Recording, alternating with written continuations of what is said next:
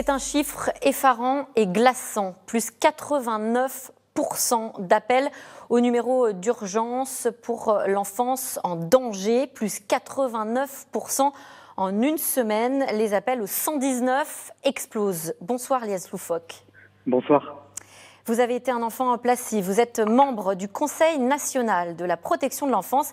Et vous publiez ce matin une tribune dans Libération, co-signée avec la juge des enfants, Anaïs Vrin, et également par 500 autres professionnels de la protection de l'enfance. Vous y dénoncez des enfants sacrifiés dans la lutte contre le virus. Vous racontez d'ailleurs qu'au soir de l'annonce du confinement par le président de la République, vous vous êtes dit « personne n'a pensé aux enfants en danger ». Vous avez ces mots.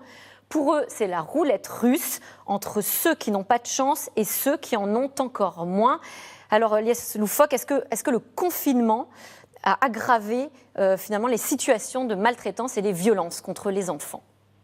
Indéniablement. Vous avez cité le chiffre d'augmentation des appels au 119 par les enfants ou les témoins de faits de violences commises à leur encontre. C'est historique qu'autant d'enfants appellent le 119. C'est la première fois en France que les violences que peuvent subir ces enfants-là sont autant visibles et connues. Une hausse de 89%, ce n'est pas anodin, et évidemment, ça découle directement du confinement et des difficultés qu'il engendre. On pourrait citer l'isolement social des familles et donc des tensions au sein des foyers qui peuvent exploser. La crainte de perdre son emploi, la crainte d'être au chômage partiel, la crainte de ne pas pouvoir être à la hauteur dans le suivi scolaire de ses enfants, qui est aussi une source de grande tension, favorise un terreau de violence. Et donc, c'est aussi ce qui explique cette explosion du nombre d'appels. Oui, il y a aussi énormément d'enfants. Par exemple, le petit Daoujda, 6 ans, qui est mort sous les coups de son père il y a 3 semaines. Oui. Est-ce que vous diriez que ce drame est lié justement au confinement, ou en d'autres termes, est-ce qu'il aurait pu être évité sans situation d'enfermement ?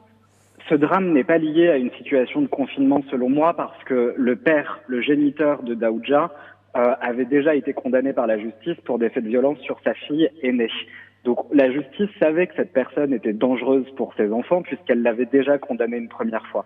La question qui est à poser, c'est pourquoi cette personne a conservé l'autorité parentale. Ça, c'est un vrai problème, c'est un débat qui a lieu tout le reste de l'année en dehors d'une période de confinement en protection de l'enfance. Et on avait eu le cas avec la petite Vanny qui était décédée sous les coups de sa mère en début d'année.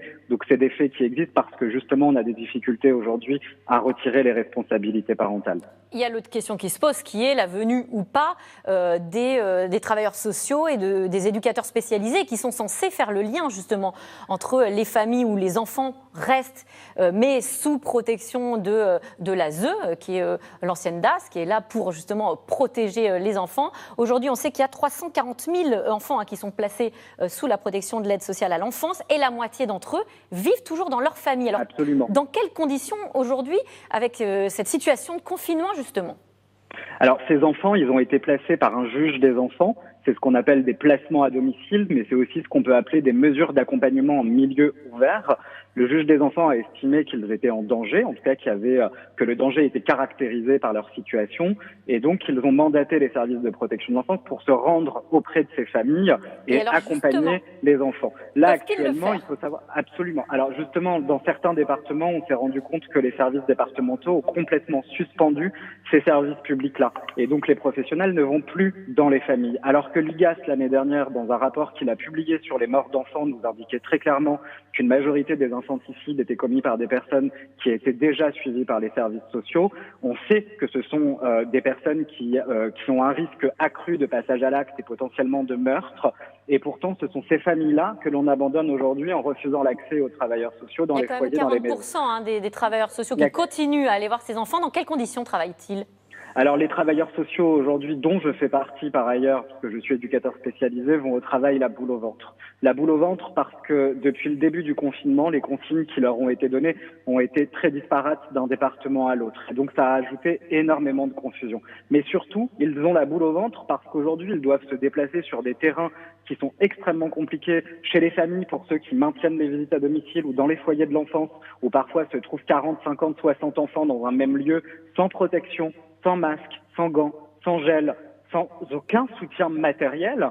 Et cette situation-là, elle est très anxiogène pour eux parce que le soir, ils rentrent dans leur famille, ils rentrent dans leur maison et évidemment, ils ont peur de contaminer leurs proches. Donc le gouvernement doit impérativement leur donner et leur mettre à disposition toutes les protections sanitaires essentielles. C'est un impératif aujourd'hui pour qu'on puisse continuer nos missions correctement auprès des enfants. Il faut savoir que dans certains départements, le taux d'absentéisme pour soit des arrêts maladie, soit des droits de retrait parce qu'on en a déjà eu quelques-uns, ou alors pour des gardes d'enfants parce que je vous rappelle quand même que la garde des enfants était réservée au personnel soignant au début du confinement et qu'il a fallu attendre un certain nombre de temps pour l'ouvrir aux professionnels de la protection de l'enfance. Ces personnes-là aujourd'hui, ces professionnels-là se retrouvent complètement livrés à eux-mêmes et on doit entendre cette colère. Alors pour les enfants justement qui ne sont pas suivis, qui n'ont pas accès à leur protection habituelle, que se passe-t-il ? Alors, les enfants qui sont victimes de violences et qui aujourd'hui n'ont pas accès à une protection, ils peuvent être en foyer, ils peuvent être dans des hôtels également. Alors, on a des enfants qui sont accueillis dans des foyers. Il faut savoir que la situation se dégrade de jour en jour, j'ai même envie de dire d'heure en heure, puisque le gouvernement a fait passer une ordonnance qui vise à augmenter les capacités d'accueil dans ces structures-là, à dépasser les capacités et les normes d'accueil jusqu'à 120%, c'est-à-dire augmenter la capacité d'accueil avec beaucoup moins de professionnels. Donc, qu'est-ce qu'il aurait fallu faire ?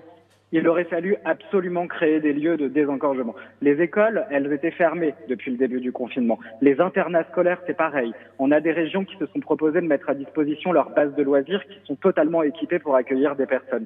Et donc, on aurait dû, dès le début du confinement, ouvrir ces lieux-là pour permettre à des enfants placés dans des foyers avec d'autres enfants placés en grande quantité d'être dans des lieux beaucoup plus protecteurs et à taille humaine. Et je vous entendais parler également des enfants de soignants qui peuvent aller à l'école, en crèche ou dans les centres de loisirs. Est-ce que pour les familles un peu dysfonctionnelles ou en tout cas où la tension est trop forte et où les professionnels de l'enfance craignent un passage à l'acte contre l'enfant, ça aurait peut-être aussi une solution de proposer que ces enfants-là, le temps d'une journée, puissent être accueillis. Est-ce que ça a été fait ? Ah, mais complètement, ça serait vraiment très utile. Alors ça n'a pas été fait partout. Il y a certains endroits qui ont innové et qui ont mis en place, par exemple, des lignes téléphoniques à destination des enfants. Et c'est un garde-fou supplémentaire par rapport aux dispositifs qui existent. C'est clairement pas suffisant.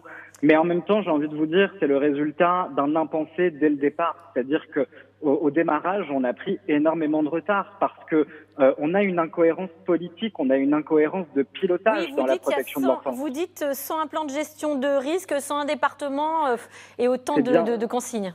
C'est bien le problème de la protection de l'enfance, c'est que c'est une compétence départementale et que donc les départements ont la prérogative de cette mission-là. On a un secrétaire d'État qui est Adrien Taquet et qui est chargé de la protection de l'enfance, mais qui n'a aucun pouvoir finalement sur les départements. Donc il faudrait davantage centraliser.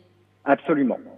Une question quand même sur la rentrée des classes. Bientôt, quelques élèves, au fur et à mesure, vont rentrer en classe le 11 mai. Est-ce qu'il faut des consignes de la part du ministre de l'Éducation nationale sur une vigilance particulière ? Oui. Nous, on le demande avec vivacité. On aimerait que Jean-Michel Blanquer donne une consigne aux instituteurs, aux professeurs, et que dans les groupes d'élèves qui vont rejoindre l'école au mois de mai, tous les instituts, tous les profs posent la question des violences. Est-ce que vous avez été victime de violences ?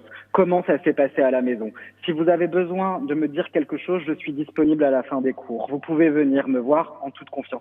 C'est impératif parce que si le nombre d'appels augmente, et c'est déjà suffisamment alarmant, il faut maintenir cet effort. Il faut absolument partout là où sont les enfants leur permettre de libérer leur parole. Mais il faut surtout aussi penser l'après, parce que l'appel au signalement, s'il est le premier échelon dans la longue chaîne de la protection de l'enfance, il faut permettre aujourd'hui aux CRIP, aux cellules de recueil des informations préoccupantes, de fonctionner. Il faut renforcer les moyens de la justice qui vont devoir placer très vite les enfants qui ont été signalés en danger pendant le confinement. Ce qui n'est pas le cas aujourd'hui. On est très carencé au niveau des CRIP et on est très carencé au niveau des juridictions. Eh bien, merci Ilyes Loufoque, on vous a entendu. Je rappelle qu'on peut vous lire dans votre tribune qui est diffusée et publiée aujourd'hui sur libération.fr. Et je rappelle également que le 119 est le numéro de téléphone qu'il faut appeler absolument si vous avez un soupçon concernant un enfant en danger. Merci à vous. Tout de suite, c'est dans l'air avec Caroline Roux qui revient sur les effets du confinement à la maison. Depuis le 17 mars, des familles qui sont mises à l'épreuve, on vient de le dire. Alors, il y a aussi le télétravail, le chômage et l'école à la maison, des bouleversements de la vie quotidienne. Caroline Roux et ses invités reviennent dessus, c'est tout de suite.